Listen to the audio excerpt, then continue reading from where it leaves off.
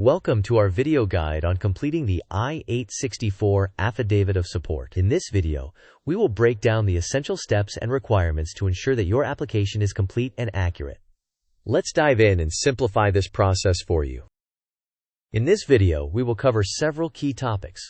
First, we'll provide an understanding of the I-864, its purpose, and who needs it. Next, we'll talk about the required tax documents, including how to gather them and the specifics for each year. We'll guide you on how to obtain tax transcripts from the IRS website. Additionally, we'll go through the process of verifying the submission requirements, ensuring you have everything needed before you send your application. Finally, we'll touch on some common mistakes to help you avoid any potential delays or issues. Let's begin by understanding what the I-864 form is. The I-864, also known as the Affidavit of Support, is a document that a sponsor must complete to show they have sufficient income or financial resources to support their family member applying for a U.S. visa or green card. The form is a legally binding contract between the sponsor and the U.S. government, ensuring that the sponsored immigrant will not become a public charge, relying on government assistance. It's essential for the application process, and getting it right is crucial for successful residency application. Now let's focus on the essential tax documentation you will need to provide with your I-864 form. First, for the most recent tax year, such as 2024, you need to include a full copy of your tax return. This means gathering Form 1040, all relevant schedules, and any W-2s and 1099s you might have. Additionally, you need to obtain the official tax transcripts from the IRS website. Next, for the 2 tax years prior to the most recent year, like 2023 and 2022, tax transcripts are generally sufficient.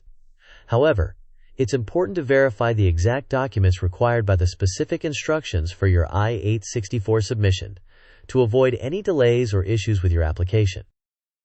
To obtain your tax transcripts, start by visiting the IRS website and navigate to the Get Transcript page. You'll have the option to receive the transcript online or request it by mail. Be sure to follow the on-screen instructions to verify your identity. Once verified, you can download or request your tax transcripts for the past 3 years. Make sure to have these documents ready to include in your I-864 submission. Here's a quick quiz to test your knowledge so far. For the most recent tax year, what documents must you provide with your I-864 form? Is it only the Form 1040, a full copy of the tax return and tax transcripts, or only tax transcripts? You may pause the video now to think about the answer. We will discuss the answer in the next section of the video. The correct answer is to provide a full copy of your tax return and the tax transcripts for the most recent tax year. This includes your Form 1040, all associated schedules, W-2s, and 1099s. Moving forward, it's crucial to verify the document requirements before you submit your I-864. Start by carefully reading the submission instructions provided by USCIS. Cross-check your gathered documents against the requirements specified. Make sure everything you have is complete and up to date. If you are uncertain about any of the requirements or documents needed, consider reaching out to a legal advisor for guidance to avoid any potential mishaps.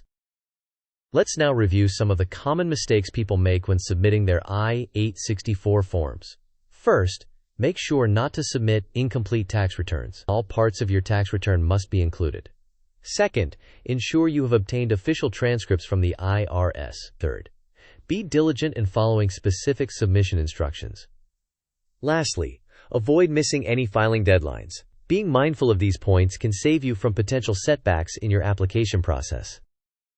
Let's wrap up what we've covered today. We've gained an understanding of what the I-864 form entails and the role it plays in supporting a family member's residential status application. We've learned about gathering and confirming the required tax documents and obtaining the necessary tax transcripts through the IRS website. We've discussed verifying the requirements before you submit your application and avoiding common mistakes to ensure a smooth process.